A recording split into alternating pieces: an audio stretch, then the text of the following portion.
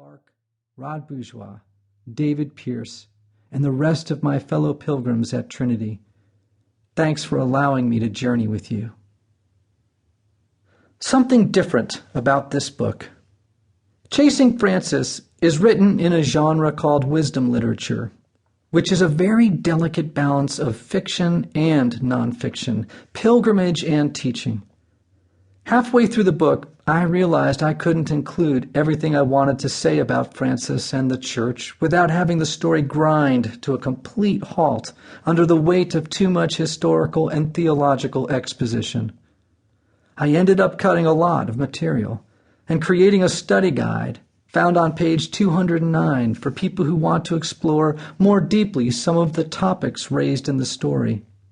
If you want to get the most out of this book, I strongly urge you to read the study guide, either alone or preferably in a discussion group.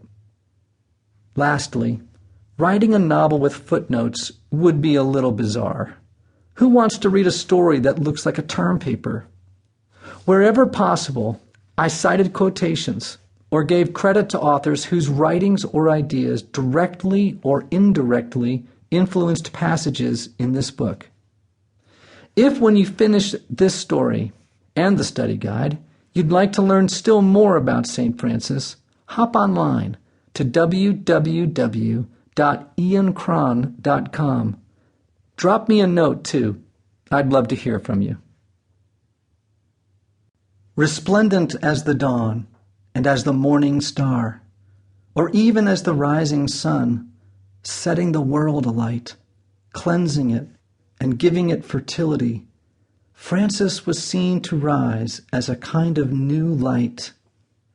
Like the sun, he shone by his words and works upon a world lying torpid amid wintry cold, darkness, and sterility, lighting it up with radiant sparks, illuminating it with the rays of truth, and setting it afire with charity, renewing and embellishing it with the abundant fruit of his merits, and enriching it wonderfully with various fruit-bearing trees in the 3 orders he founded. Thus did he bring the world to a kind of season of spring. Prologue to Legend of the 3 Companions. Life holds only one tragedy, ultimately, not to have been a saint. Charles Péguy.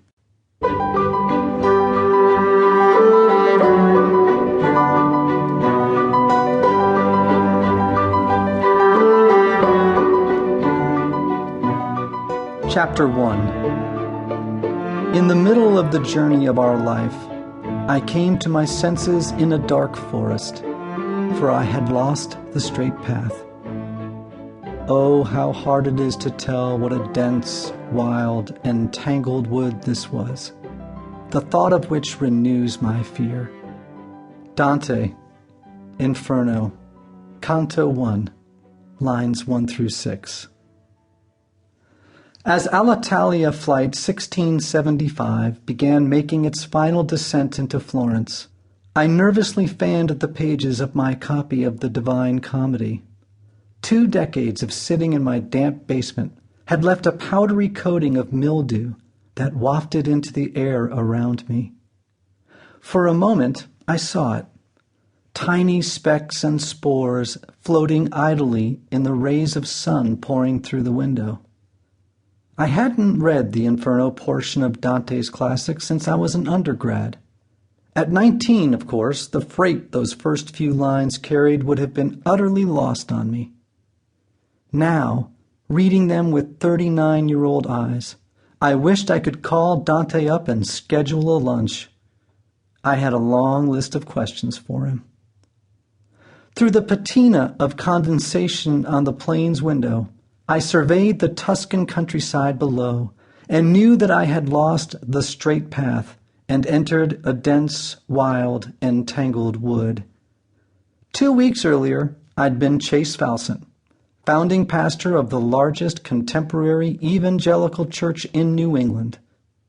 My 14 years in the ministry were a church growth success story. I'd considered myself one of the privileged few.